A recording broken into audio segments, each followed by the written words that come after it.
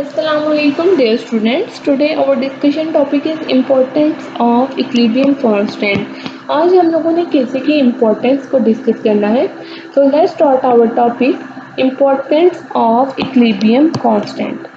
आपको पता है कि हम equilibrium constant को कैसे भी बोलते हैं, ठीक है.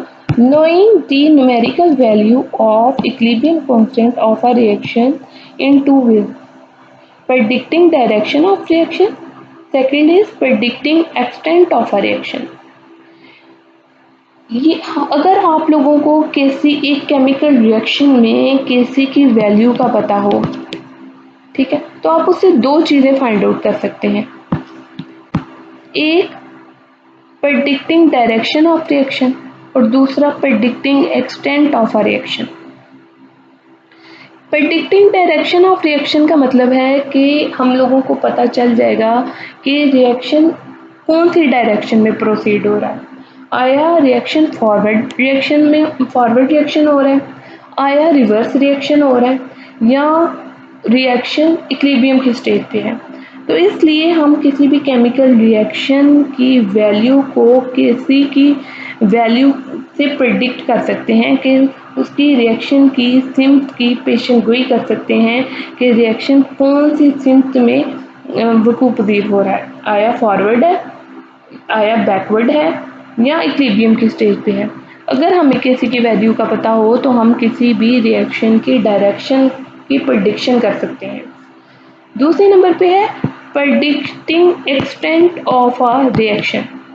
यानी अगर आपको किसी की वैल्यू का पता हो तो आप पता चला सकते हैं कि रिएक्शन किस हद तक वाक़या हो चुका है. यानी रिएक्शन आया मुकम्मल हो चुका है या आया अभी रिएक्शन इनकम्प्लीट है. आप रिएक्शन की हद की पेशन गोई कर सकते हैं. तो अब हम लोग डिस्कस कर लेते हैं प्रेडिक्टिंग डायरेक्शन ऑफ रिएक्शन को. Predicting direction of a reaction. Direction of a reaction at a particular moment can be predicted by inserting the concentration of the reactant and product at a particular moment in the equilibrium expression. Consider the gaseous reaction of hydrogen with iodine.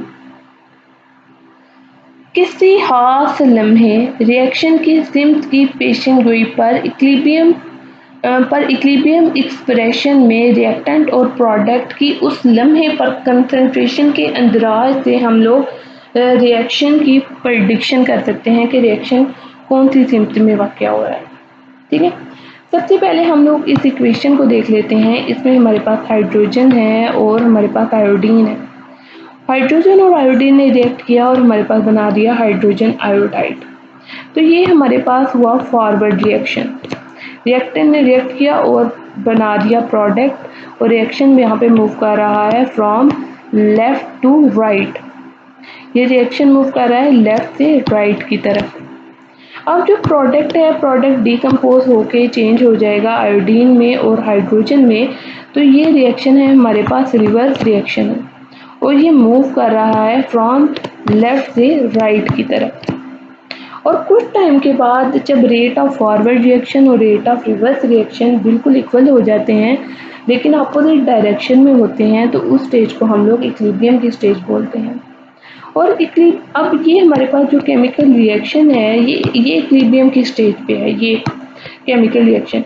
और इस पे हमारे पास Kc की value जो आई है वो हमारे पास Kc की वैल्यू है 57 एट 700 केल्विन टेम्परेचर पे. ये हमारे पास Kc की वैल्यू आ गई है. ये हमारे पास आपने 57, आप इसे इमेजिन कर लें कि ये 57 जो वैल्यू है Kc की ये एक स्टैंडर्ड वैल्यू है. अब हम दूसरे रिएक्शन में इसको देखते हैं. हाइड्रोजन और आयोडीन ने रिएक्ट किया और हमारे पास बना दिया हाइड्रोजन आयोडाइड. हमारे पास रिएक्शन स्टार्ट हुआ है और कुछ टाइम के बाद हमने क्या करना है कि उस रिएक्शन मिक्सचर से सैंपल लेके हाइड्रोजन आयोडीन और हाइड्रोजन आयोडाइड की कंसंट्रेशन फाइंड आउट करनी है. ठीक है, हम लोग फर्ज कर लेते हैं कि मिक्सचर के कंपोनेंट की कंसंट्रेशन जो सी है वो ये मदरजा ज़ैल है, ठीक है। यानी हमारे पास हाइड्रोजन की, आयोडीन की और हाइड्रोजन आयोडाइड की ये कंसंट्रेशन हमारे पास मदरजा ज़ैल है। अब हमने क्या करना है कि हमने इसको इन कंसंट्रेशन को केसी एक्सप्रेशन में फिट करना है। यानी केसी का आपको पता है ना कि केसी इक्वल होता है molar concentration of product and molar concentration of reactant, ठीक है। प्रोडक्ट और written as numerator, product numerator के तौर पे लिखे जाते हैं। आपको पता है कि प्रोडक्ट को हम इक्वेशन बार वो डिवाइड बार से ऊपर लिखते हैं, ठीक है, फ्रैक्शन से ऊपर लिखते हैं। और रिएक्टेंट को हम लोग डिवाइड बार से, डिवीजन बार से नीचे लिखते हैं, फ्रैक्शन से नीचे लिखते हैं। तो product are written as numerator, reactant are written as denominator. तो अब हम लोगों ने जो हमारे पास प्रोडक्ट है, इस प्रोडक्ट को हम लोगों ने ऊपर लिखना है, ठीक है। यहाँ पे हम लोगों ने प्रोडक्ट को डिवाइड बार से ऊपर लिखा और रिएक्टेंट को हम लोगों ने डिवाइड बार से नीचे लिखा। इसमें हम लोगों ने तमाम वैल्यूज, ये जो हमारे पास हाइड्रोजन की वैल्यू है 0.010 मोल पर डेसीमीटर क्यूब है हमारे पास आयोडीन की वैल्यू है 0.20 मोल पर डेसीमीटर क्यूब है, और हाइड्रोजन आयोडाइड की जो वैल्यू है 0.40 मोल पर डेसीमीटर क्यूब है। अब हम लोगों ने हाइड्रोजन, चूँकि हमारे पास हाइड्रोजन आयोडाइड प्रोडक्ट है तो इसकी वैल्यू को हम लोगों ने न्यूमिनेटर के तौर पे लिखना है और इसको हम लोगों ने ऊपर लिखा, और हाइड्रोजन और आयोडीन की वैल्यू को हम लोगों ने नीचे लिखा। और यहाँ पे जो हमारे पास मोलर कंसंट्रेशन है, आपको पता है कि वो उसको हम लोग ब्रैकेट से बाहर लिखते हैं एज ए पावर की फॉर्म में, ठीक है। हम लोगों ने कैलकुलेट किया और हमारे पास जो क्यूसी की वैल्यू आई वो हमारे पास है 8, ठीक है। अब यहाँ पे वर्ड आ रहा है क्यूसी, आप परेशान हो गए होंगे कि ये पहले केसी होता था और अब यहाँ पे क्यूसी आ गया। अब हम लोग क्यूसी की डेफिनेशन को डिस्कस कर लेते हैं। When we put these concentrations into equilibrium constant expression, we obtain a value called reaction quotient, ठीक है। उसने इसमें इस डेफिनेशन रिएक्शन क्वोशिएंट की डेफिनेशन में ये बताया है कि जब हम ये कंसंट्रेशंस की वैल्यूज़ को इक्विलिब्रियम कांस्टेंट में पुट करते हैं, ये हमारे पास इक्विलिब्रियम कांस्टेंट एक्सप्रेशन है ये, इसमें जब हम पुट करते हैं तो हमारे पास जो वैल्यू आती है, जो नई वैल्यू आती है, उसको हम लोग रिएक्शन क्वोशिएंट कहते हैं। यानी हम लोगों ने जब इक्विलिब्रियम कांस्टेंट एक्सप्रेशन में इन तमाम कंसंट्रेशंस की वैल्यूज़ को हम लोगों ने पुट किया तो हमारे पास जो नई वैल्यू आई है 8.0, ये रिएक्शन क्वोशिएंट है, क्यूसी है, क्यूसी की वैल्यू है, ठीक है। तो हम लोगों ने क्यूसी की वैल्यू निकाल लिया, ठीक है। अब हम लोगों ने क्यूसी की वैल्यू को कंपेयर करना है केसी के साथ। हम लोगों ने पीछे केसी की वैल्यू हम लोगों ने देखी थी इक्विलिब्रियम की स्टेज पे 57 है, और यहाँ पे हमारे पास क्यूसी की वैल्यू जो आई है वो है 8। हम लोगों ने क्यूसी को केसी की वैल्यू के साथ कंपेयर करना है।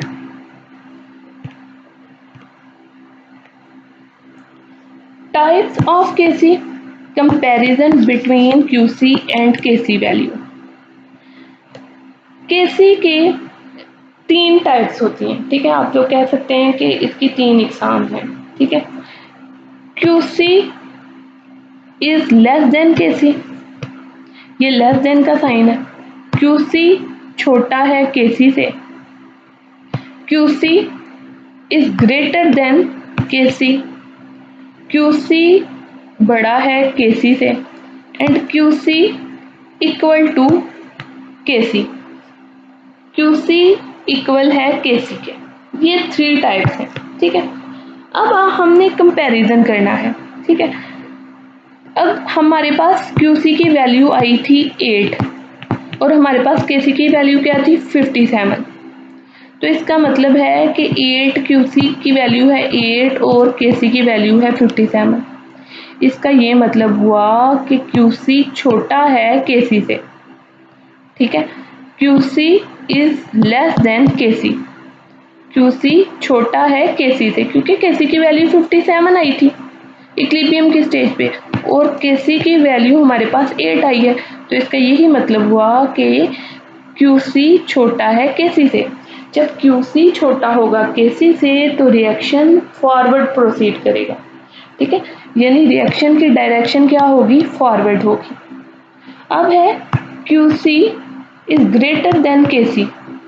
अगर QC बड़ा हो 57 से, आपको पता है QC की वैल्यू है 8, KC की वैल्यू है 57।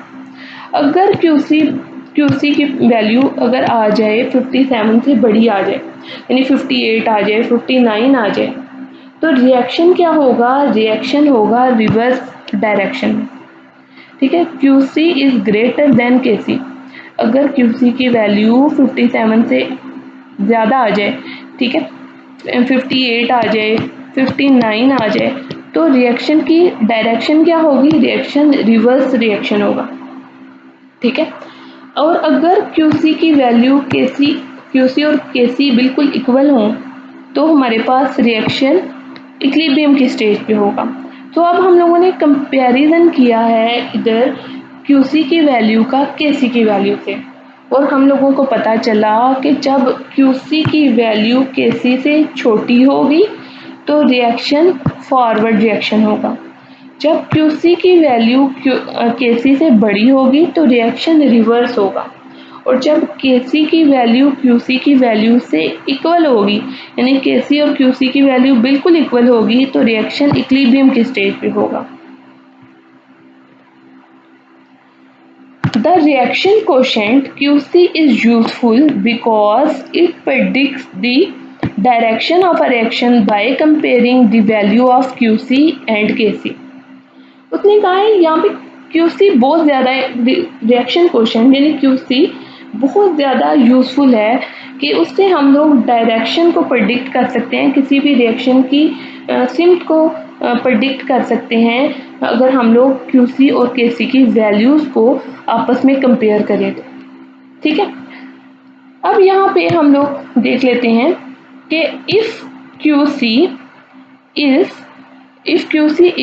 less than KC, the reaction goes from left to right, the forward direction to attain equilibrium। अगर QC छोटा होगा 57 से, ठीक है, अगर QC छोटा हो KC से तो रिएक्शन मूव करेगा लेफ्ट से राइट, और उसकी सिम्ट होगी फॉरवर्ड रिएक्शन होगा वो, ठीक है।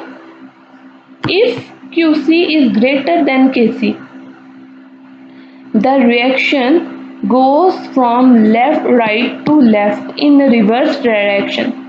अगर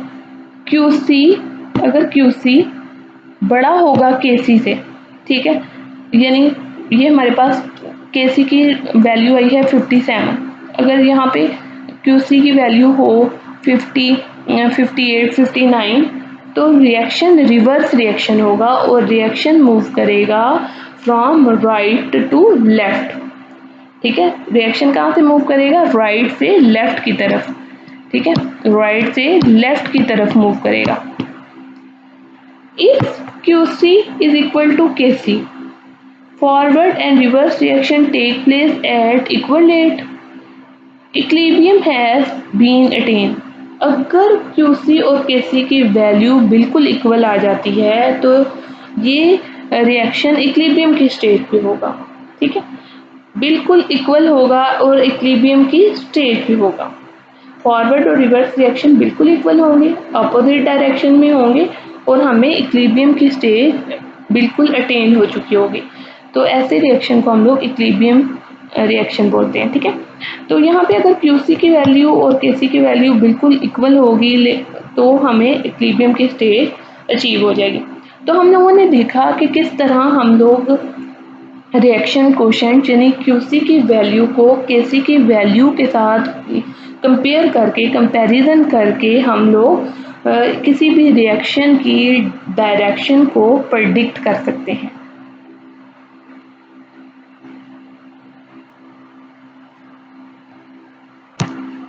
अब हमने देखना है सेकंड इसकी type, predicting extent of a reaction. Predicting का मतलब होता है कि पेशन गोई करना, ठीक है। एक्सटेंट का मतलब होता है हद, ऑफ अ रिएक्शन रिएक्शन की, यानी रिएक्शन की हद की पेशन गोई करना, ठीक है, कि रिएक्शन किस हद तक वकूअ पज़ीर हो चुका है, हम लोगों ने वो देखना है अब। Predicting extent of a reaction, numerical value of equilibrium constant predicts the extent of a reaction. It indicates to which extent reactant are converted to product.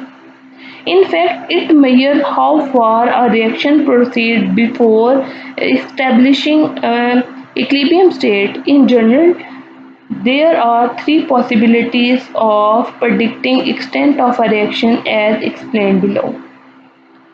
इसका ये मतलब है कि इक्विलिब्रियम कांस्टेंट की अददी वैल्यू मीन्स केसी की जो वैल्यू होगी, ठीक है, अददी वैल्यू रिएक्शन की हद की पेशन गोई करती है।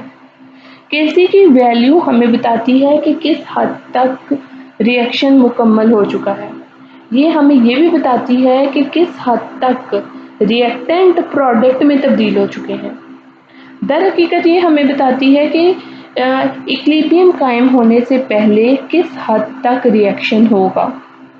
आमतौर पे रिएक्शन की हद की पेशन गोई करने की तीन पॉसिबिलिटीज़ हैं, ठीक है। सबसे पहले हमारे पास है large numerical value of KC, दूसरे पे है स्मॉल न्यूमेरिकल वैल्यू ऑफ केसी।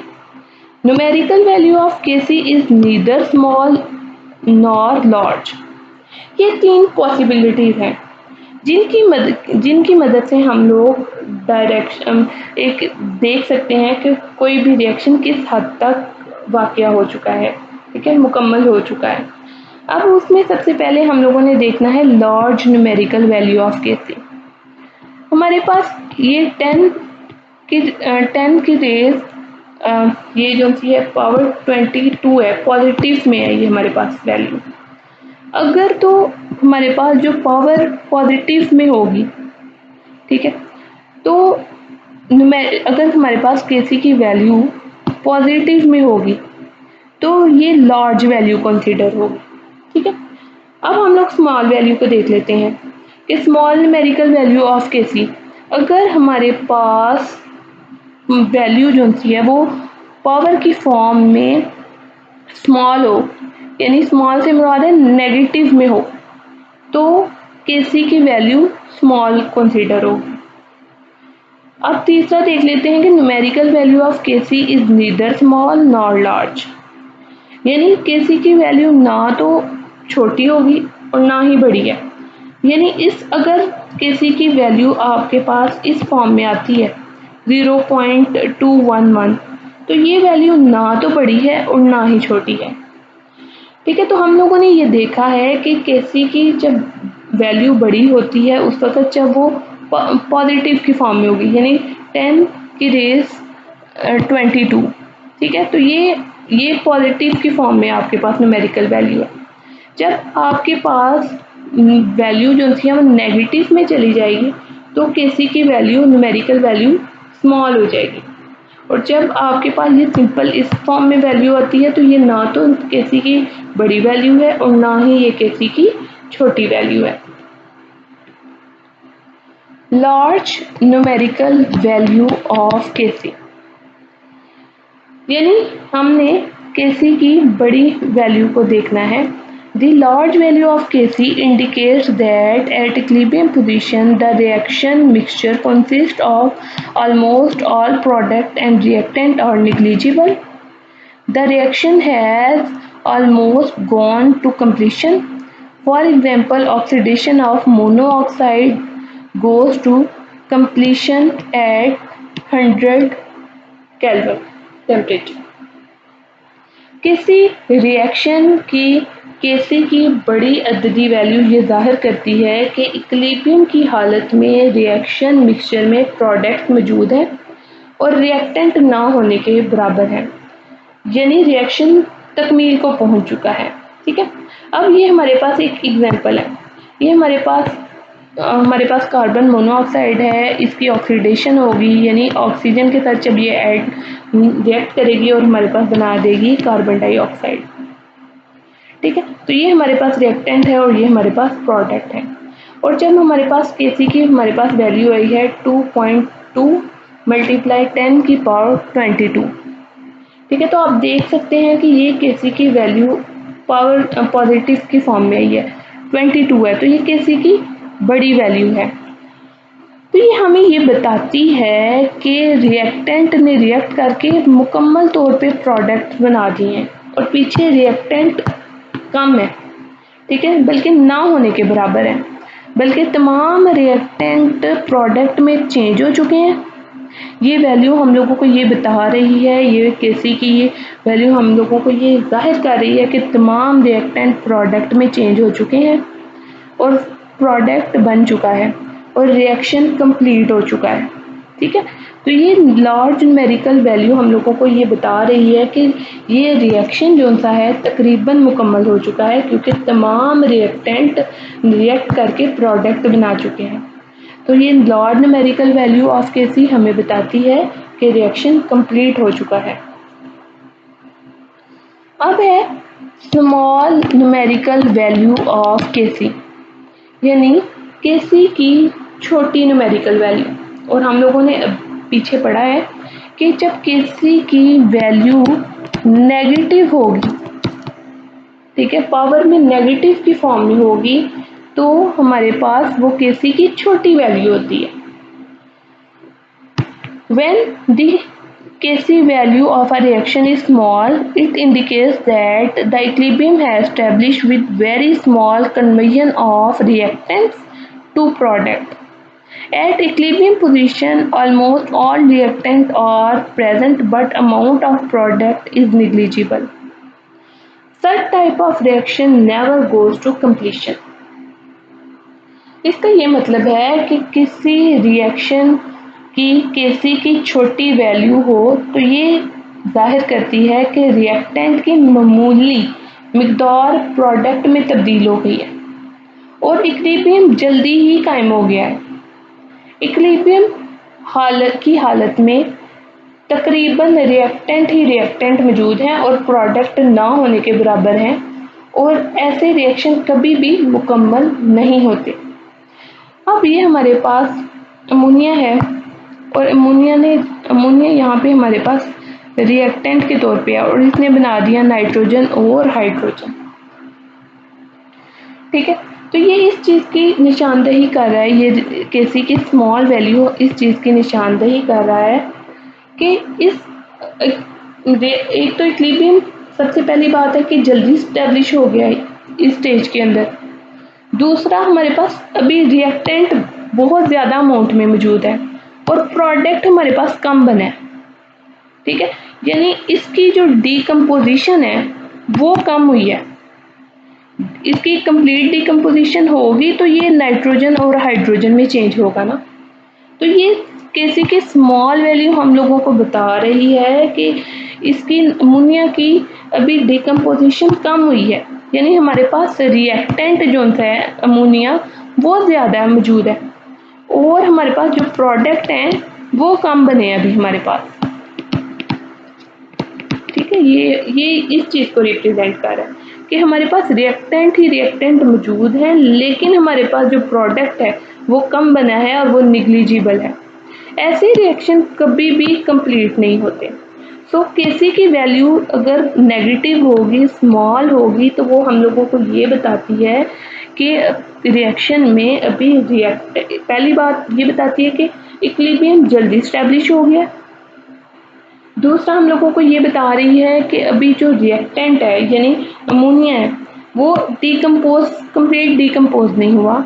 ठीक है, नाइट्रोजन में और हाइड्रोजन में, और यहाँ पे तमाम रिएक्टेंट ही रिएक्टेंट मौजूद हैं और प्रोडक्ट हमारे पास कम बना है। ऐसे रिएक्शन कभी भी मुकम्मल नहीं होते। तो Kc की स्मॉल वैल्यू हम लोगों को बताती है कि ऐसे रिएक्शन कभी भी मुकम्मल नहीं होते, रिएक्टेंट ही रिएक्टेंट मौजूद है, लेकिन हमारे पास जो प्रोडक्ट है वो बहुत ही निग्लिजिबल अमाउंट में मौजूद है। Numerical value of Kc is neither small nor large. जब Kc की न्यूमेरिकल वैल्यू जो होती है वो ना तो बड़ी हो और ना ही छोटी हो, तो रिएक्शन कौन सी किस हद तक मुकम्मल होगा। Such reaction has comparable amount of reactant and product at equilibrium position. For example, हमारे पास है डाई नाइट्रोजन टेट्राऑक्साइड, यहाँ पे ये रिएक्टेंट है और यहाँ पे हमारे पास नाइट्रोजन डाइऑक्साइड यानी नाइट्रोजन डाइऑक्साइड ये हमारे पास है प्रोडक्ट है।